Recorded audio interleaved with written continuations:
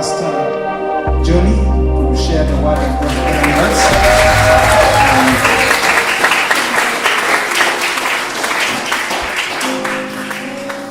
Hallelujah. Hallelujah. Praise the Lord. My experience on the apostolic mission was something out of the box. I've been doing this apostolic mission for the last 10 years, and I thought I had qualified. I've got a degree and I was now on my way to do something. No, I'm joking. I learned a lot of things because I've been doing evangelism for the last 26 years in London. And before that I was doing in Goa, in India. But I learned something on the apostolic mission that I have never learned before. I have never ever evangelized in heavy rain. It was pouring. And our leader Isaac, our pastor, but he was leading the mission, so I had to submit to him. That's how we work. Hallelujah. There's no hierarchy in that sense. I had to submit to him, and he said, in the pouring rain, everybody is going out. And I was really not prepared in my heart to go out because it was raining. It was raining. It was raining. It was pouring. And I thought maybe he would say to us, let's just pray throughout the night, That was our accommodation. We slept in the cars both nights. And I thought we will not be evangelizing. But he said we are going out. So we were out in the rain, evangelizing. And you know what? 15 people got saved because he took us out, because he heard the voice of God to take us out. Hallelujah. I was fully drenched. My second layer, my top layer was fully wet. My track trouser was fully wet. My socks were fully wet. My shoes were fully wet. And I said, thank God that this time on a mission I took 2 pairs of shoes. Hallelujah. I don't usually take 2 pairs of shoes, but this mission I took 2 pairs of shoes. But I was thinking, I knew Harun was coming on the mission, and I thought now I could use my mind and I could ring him and say to him, can you get a pair of socks for me because my socks are wet. But then I felt that would have been cheating. That would have been not fair, because God has said to go and we have come. And now if I call on the supply from back home, it's not going to be fair. It's like I'm of little faith. So I said I'm not going to call him. I was about to call him and to say, bring me socks, because socks were wet. So, and if you're wet, it's one thing when you're going to go to your home and you're going to get changed and you're going to sleep on your lovely bed and you've got nice setting. But here we were wet and we had to go to our cars. Hallelujah. That was the exciting part. And I had ladies in my car. It was raining. We had no parking. We were on the streets. So I had to take off everything and put on new things. Hallelujah. In the car by sitting in the front seat. And this was a tough mission. I said, God, I've never been on a mission like this.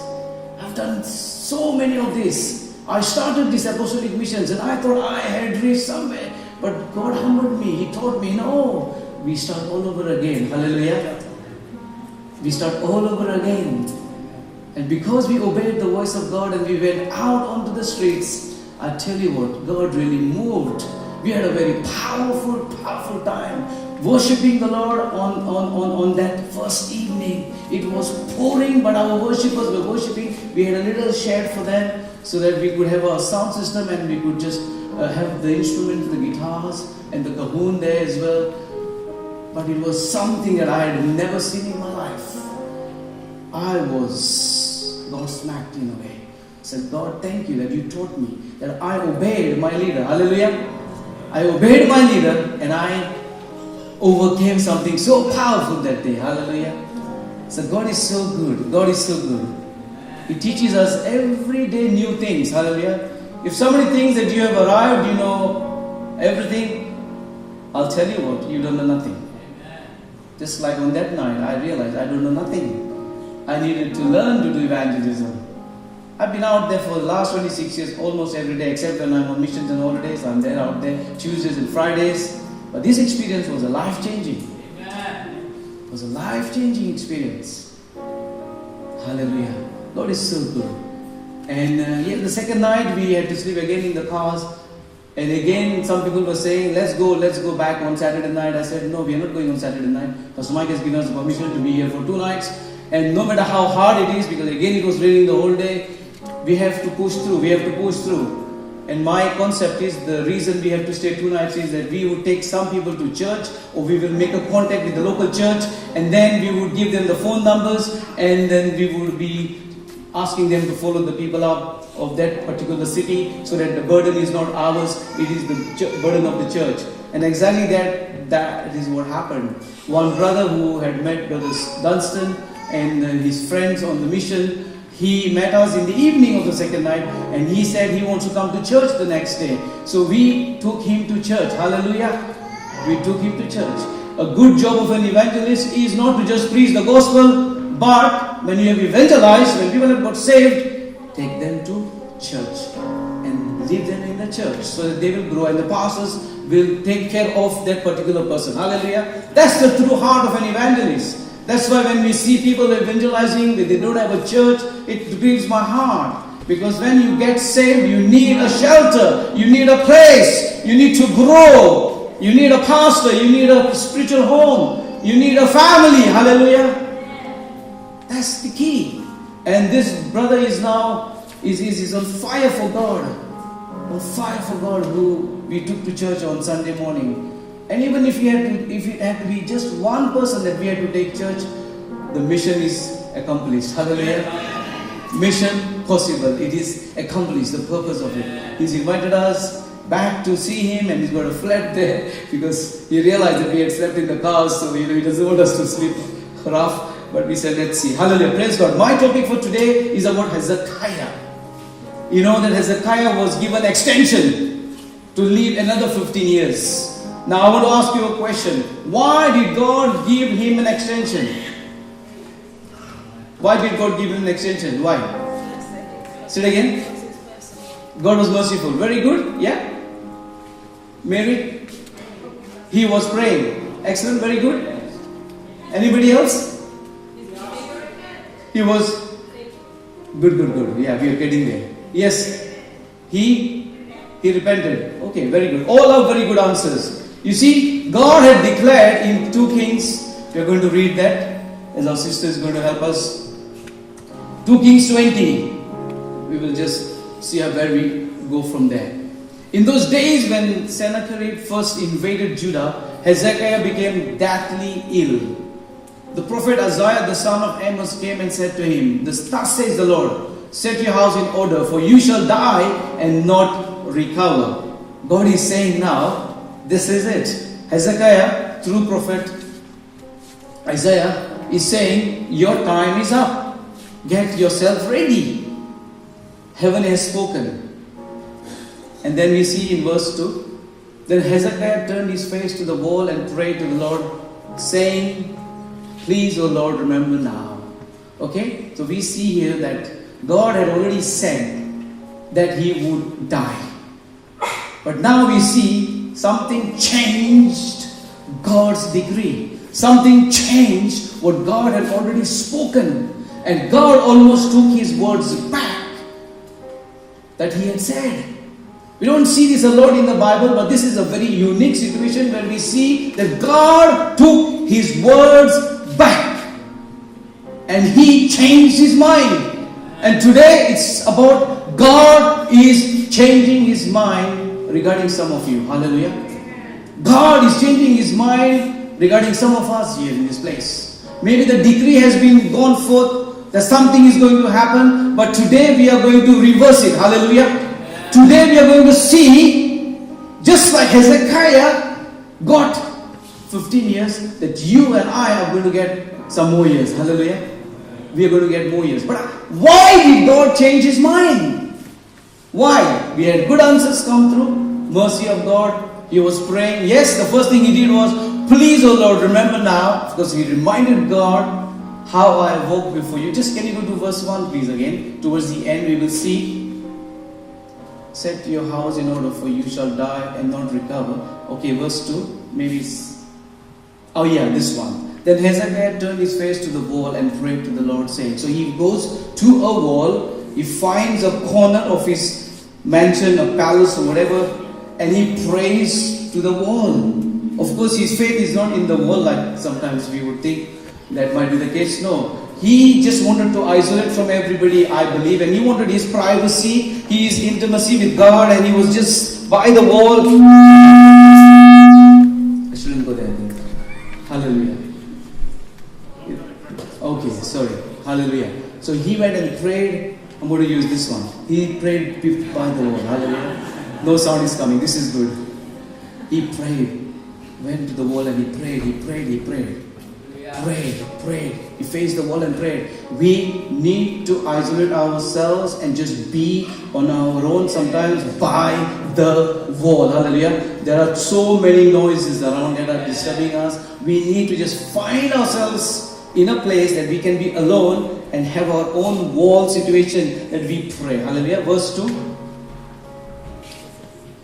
Verse 2. Please, O Lord, remember. He was not being arrogant in any way, I believe.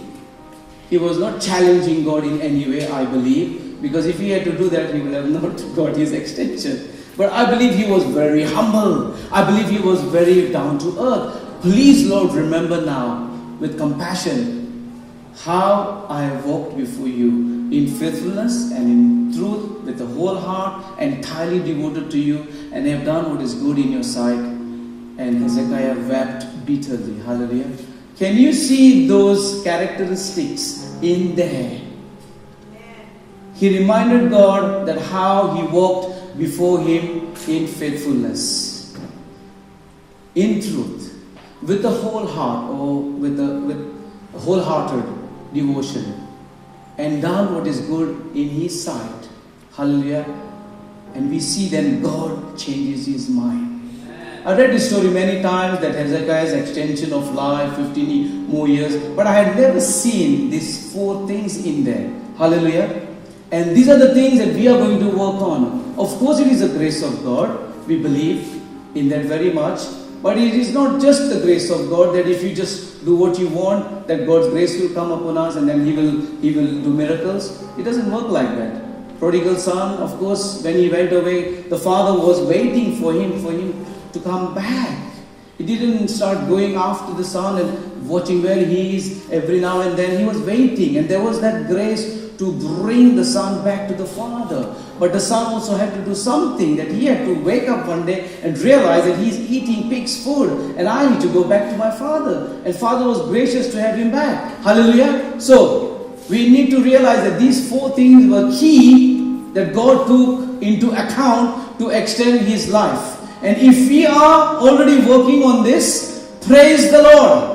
But if we are not working on this, then let's start working on it from today. So the first thing is, he said, I have walked before you in faithfulness. I saw Brother Sharon coming here today and firing us up.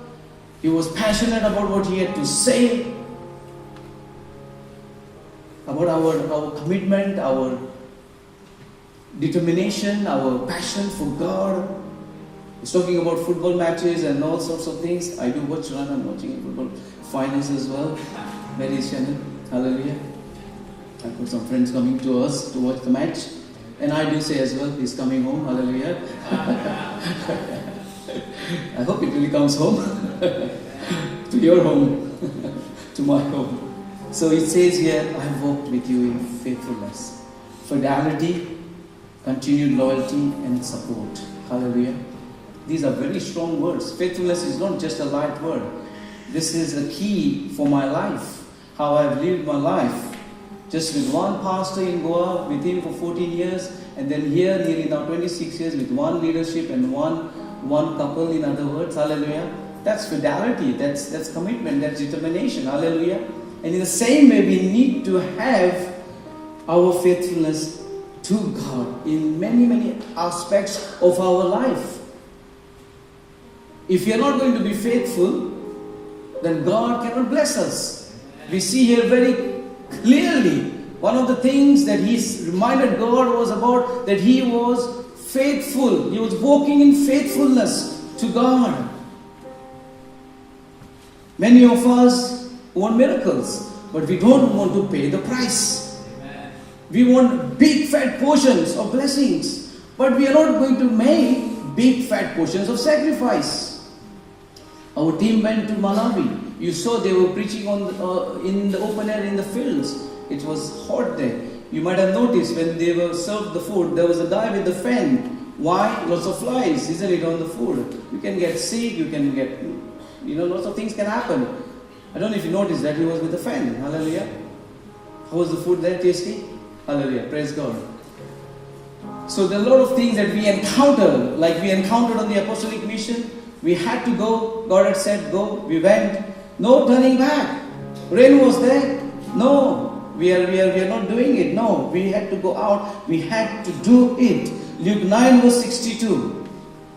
You don't have to show. We can remain in 2 Kings. I will read it.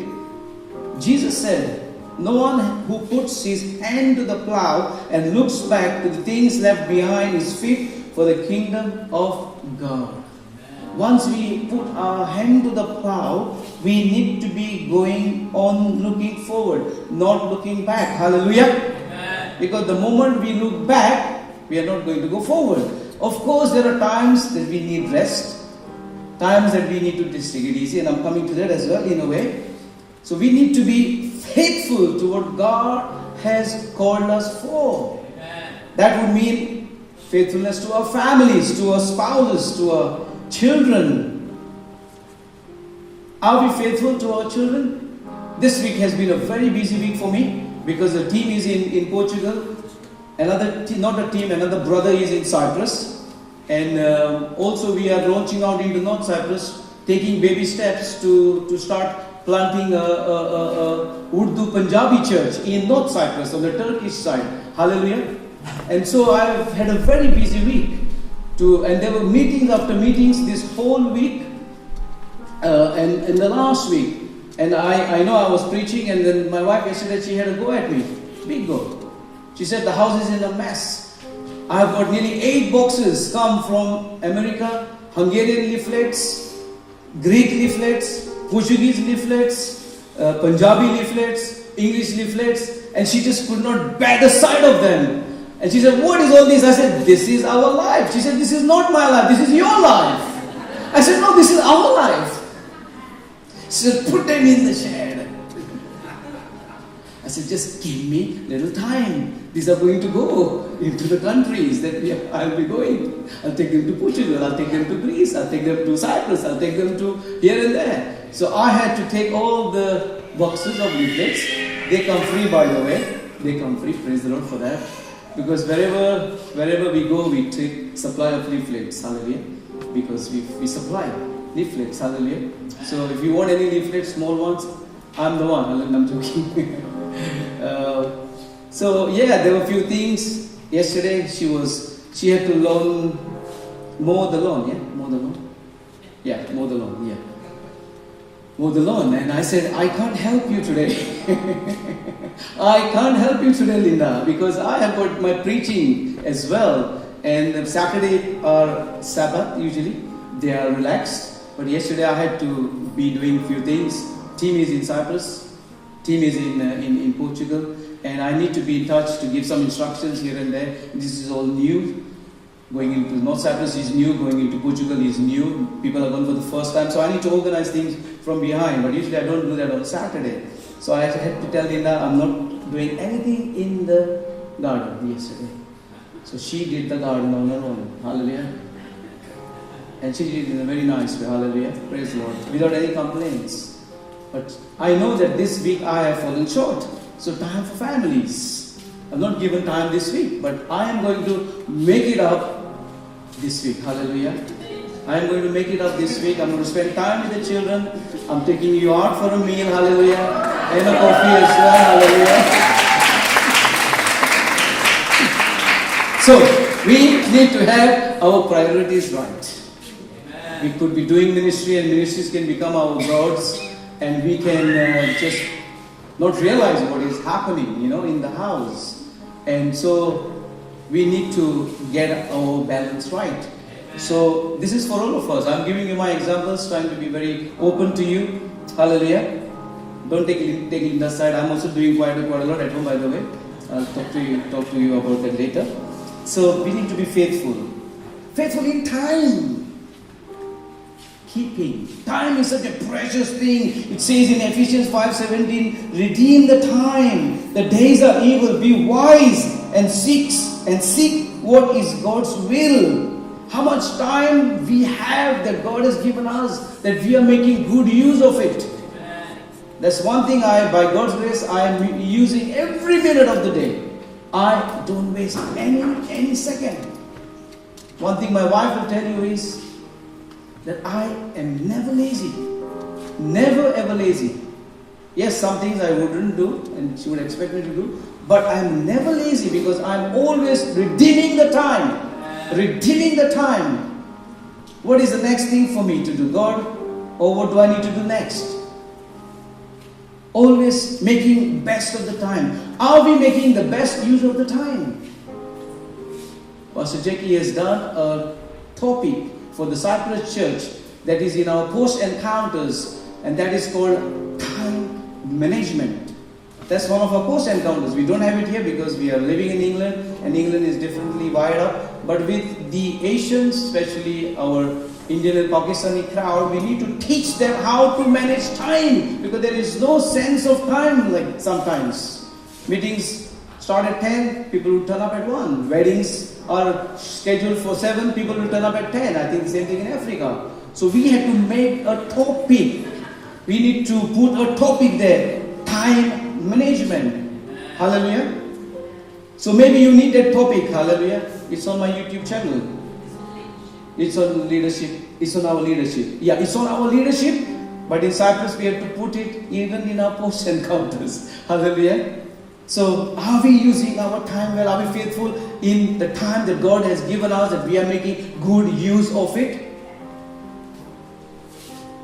Money. Again, Sharon was talking about missions, and we saw a mission presentation of Malawi. How much time are we giving, how much money are we giving to ourselves for personal upgrades in different form and manner? How much money are we spending on our family, our friends, our holidays, unnecessary stuff? God, that will include tithes and offerings, including missions. One thing God has taught me is this. It's not easy to keep children as they would be growing in the church. One of the strategy I believe that God has given me is to keep my children in church is to take them on missions. I take them on missions every year. At least one mission they do. Sometimes they do more than one. Why? Because God, I believe, has given me one of the secrets that when you take your kids on a mission field, they see things happen that encourages them, that builds their faith, and they come back fired up and they testify that God is real. That discards the fact or diminishes the percentage of our kids going away from God. Because the world out there is so challenging. Their friends are not godly.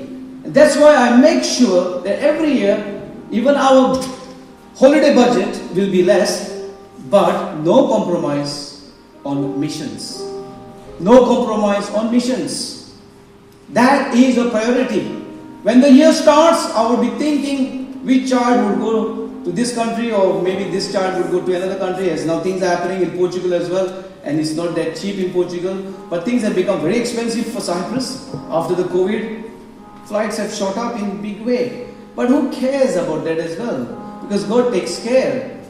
Hallelujah. Last time 1 month ago, I booked the flights for 2 of my kids already with me to go, and I didn't have the money. When I booked the flights, after I booked the flights in 1 week, somebody said they're going to pay for the flight of the kids. Hallelujah. I booked by faith. Theophil and Cadmiel, I booked their flights. Evie will book her own flight because she's doing similar work. Probably she will pay for herself. If not, somehow God will help us to pay for her as well. Hallelujah. Take your kids on missions. Bring them out onto the field so that they will see God in action. And that will encourage them to follow God and to be in church. That's what I do. I'm not saying that you have to do it, but this is something what I do with my kids. Right from the age of 10 months, 1 year, 2 years, our kids have been traveling with us on missions. I took my son Theophil. He was around 11. I took him to a very heavy mission because I felt God was saying that to me. I took him to Punjab. Very, very tough mission. He was sick with several illnesses, but God saved him. Hallelujah. I believe I obeyed the voice of God. We need to be wise as well in doing things, but when God says something, you do. Amen. Hallelujah. When I was going to Pakistan in 2008, they said, oh, you got an Indian passport, you're going to Pakistan and this and that. I said, my God is able to do everything.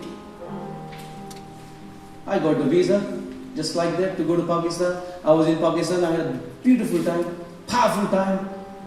And after me, Pastor Mike went. When I came back in 2-3 months, and he had a very powerful time as well. Nobody killed me. But one thing I told the Pakistanis is just same thing I would tell the Indians. Wherever I went to church, I said to the Pakistanis, I said, let's now pray before I preach, before we worship. You are going to take responsibility if you have got animosity against India. Are you ready? Some didn't want to. I said, we need to take responsibility and pray for India. And I tell you what, as I did that in every preaching, every meeting, God moved with power because there was no grudge against India or Pakistanis, Indian against Pakistanis. That's what I do in India as well. Hallelujah. And I hate to see when Pakistan plays cricket, that India would be cursing Pakistan and Pakistan would be cursing India. I don't like that. Most of my friends are Pakistanis. It doesn't matter to me if India wins or Pakistan wins.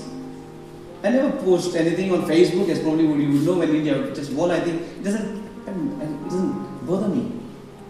And if we are grown and mature, it shouldn't bother us. Hallelujah. Who would win? Of course, today England is playing. We would love England to win and that it would come home. Hallelujah. But if England loses, I'm going to get drunk tonight. No.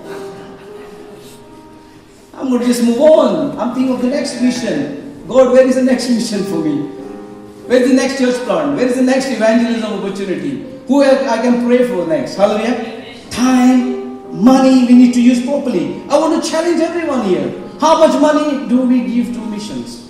Look at your yearly budget. How much do you give for God's things? I don't say that you bring your tithes or give your tithes.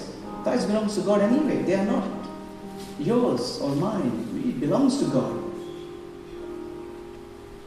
Ministry as well. 2 Peter 2, 10, 11. Don't just be on 2 Kings. Because of this, brethren, be all the more solicitous and eager to make sure, to ratify, to strengthen, to make steadfast your calling and election. For if you do this, you will never stumble or fall.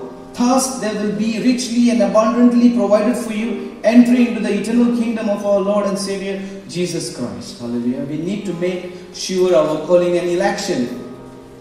God has called us for a purpose. He has wired us up in such a way that you and I are gifted to do something in this life. That's why He's created us.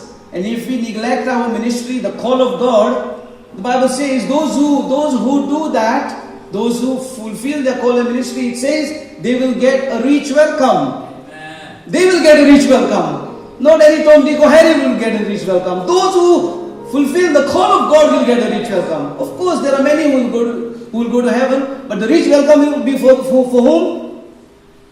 Those who fulfill the call of God and execute it in this life. We have to be faithful, of course, to our secular jobs. Secular jobs are also done unto God, I believe. There's no such thing as secular and church in a way. That is also for God. But we need to have our priorities right. Our bodies. Are we taking care of our bodies? Are we faithful to the bodies that God has given us? Again, I've learned a little big lesson on missions. I used to just do things in such a way that it affected my body in many ways. I got sick as well, especially in the first year of the church plant in Cyprus. God taught me a lot of things. Now I don't really miss my jogging. If I miss my jogging, I feel like I've missed something big. I try and swim. I look after myself. I try and eat as much as I can. Good stuff. Once in a while, I even go on sausages. Dinner doesn't like that. Full of fat. But it's okay once in a while. But not on a daily basis. I will look like a sausage afterwards. So we need to look after our bodies. God has given us health. So if we are going to just eat junk, and then we go to the wall and pray, God heal me, God is going to laugh. You are at McDonald's, you are at KFC, you are at that joint, you are fattening yourself, and now you come here and you pray. Let's do something with ourselves. Hallelujah. Amen. If you have a good body, you can do a lot as well. Hallelujah. Mission requires a good body. I tell you what, apostolic mission required a good body. You would have would have had a hard time. We did have a hard time, but we had to just push. You need a good body. You need good health.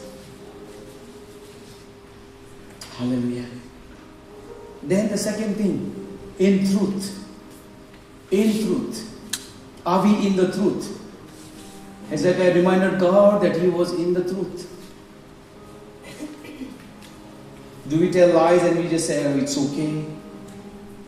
Are we hypocrites? I've been here for very long. I can tell you who the hypocrites are here.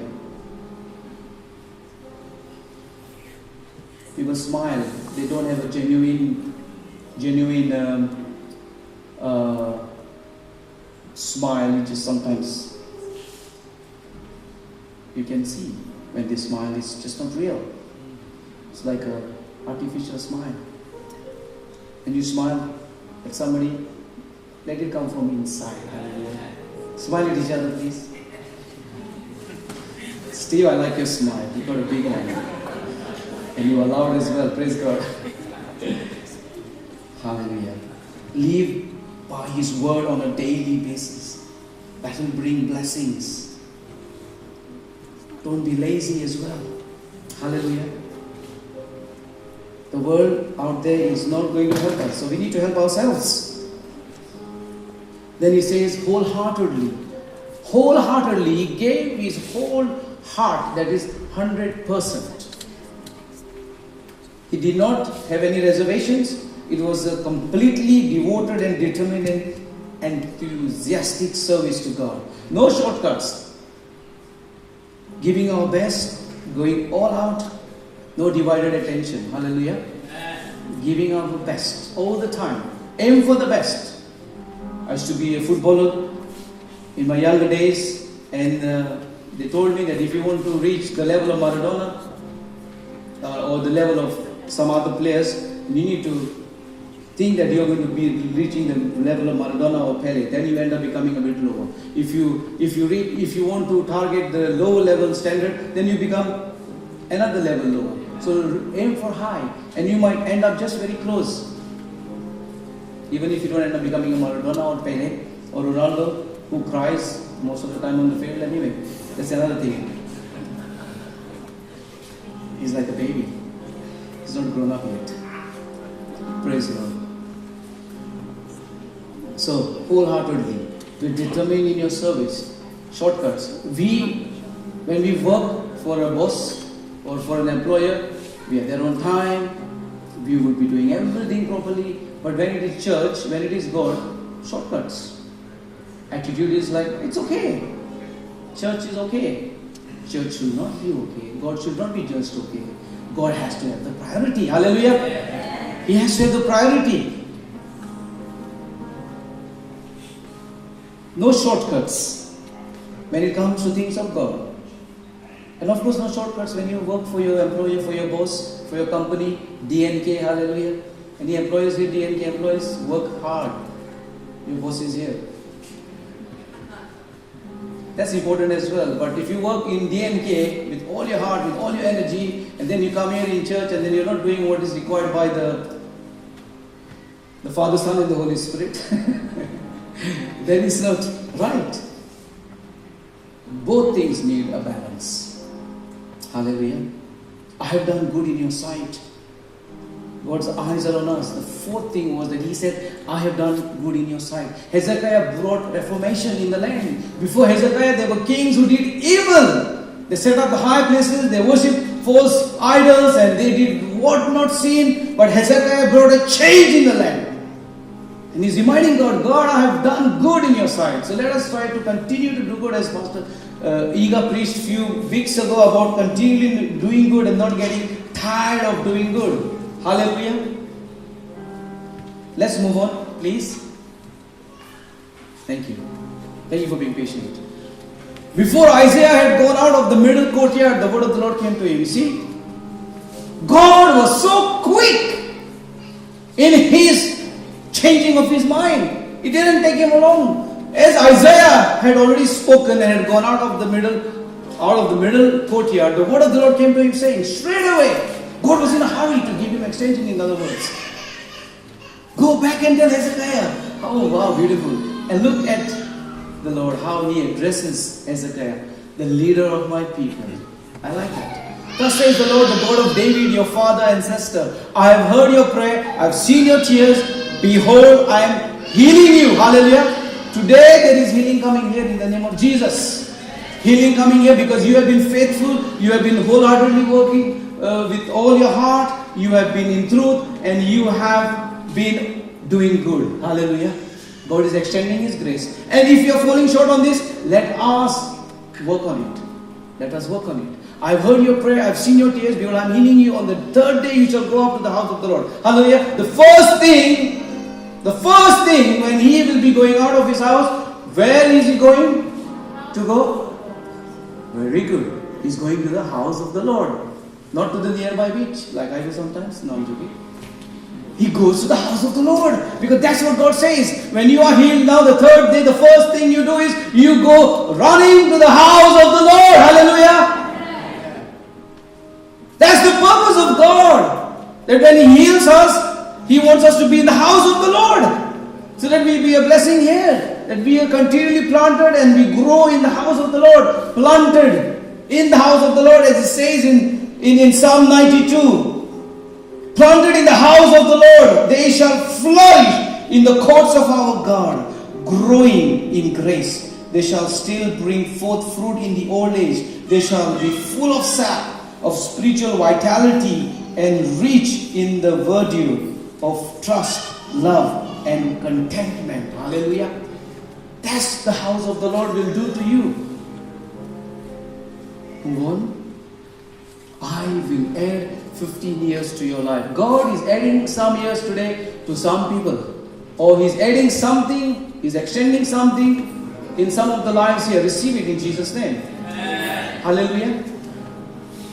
And save you and this city. Hallelujah. So the next plan, God's plan is when He is brought to the church, then He wants him to go out and be a blessing to the city as well. In other words, God is saying, I'm going to bless the city. And He will save him from the enemies. I will add 15 years to your life and save you and this city from the hand of the king of Assyria. So it's not about just extending his life and getting a blessing for his own life. There is a bigger plan here. And the bigger plan is that He will destroy the kings that are torturing, that are oppressing Israel. And then He wants the city to be blessed. That's the bigger picture that you and I have, that when God saves us, He wants us to be a blessing to the city and the nations. That's what we did last week. We tried in our little 2 days thing. We went to St. Albans, a beautiful English, I think it's a town if I'm right. It's a town, yeah? Beautiful English town. Not many Asians, not many Africans. Out of the 35 that got saved, correct me if I'm wrong, Isaac, or you were there with me as well, I would say 90% of them were young English boys and girls. 35 got saved, amongst them this group of they were in their 16s, 17s, some maybe early 20s. English, I love when English people get saved. Why? Because God has brought us here. We are not English, neither we are British. By birth, by passport, by citizenship, that's a different thing. So we need to have a passion for this nation. Hallelujah. That's why our group will pray on Friday, Tuesday, before we go out on the streets. We pray for United Kingdom. And then we would be going out. That's a confirmation. Hallelujah. Kids are falling on the floor. No, I'm joking. Hallelujah. God wants you to be a blessing to the cities. Which city are you a blessing? Do people know where you live? Next apostolic mission is coming to a city as well. You can sign up. Hallelujah. So, God wants you to be a blessing to the cities. And then another thing I really picked up from this is now, it's a bit controversial in some ways, but let's read it in verse 7. And it might not be controversial. Then said Isaiah, bring a cake of figs.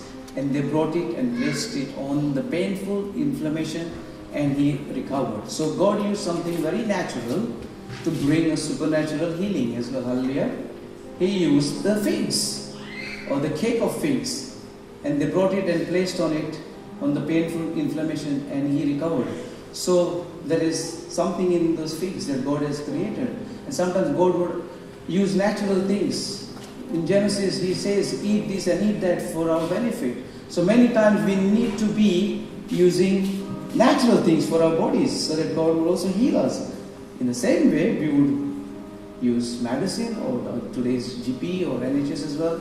We can't be that spiritual and say, I'm going to be healed. I don't want Dr. Obi. I don't want this doctor nurse. I'm okay. Sometimes God will use Dr. Obi in the likes of her. Sometimes he might not. But we can't put ourselves in a box and say, no, this is the way it should be. And you want to exercise your faith? Praise God. Exercise your faith. And if it is not working, you should try something else. Because many people have died believing that God will heal them, but they are dead. Maybe God wanted them to use cake of figs, who knows, or something else in that context. So we need to appreciate what God has given us. God has given us doctors, God has given us nurses, He's given us consultants, He's given us NHS. Yes, everything is not perfect anywhere, I would say. But let's hear the voice of God. And here we see God uses the figs to bring a healing into the body of Hezekiah.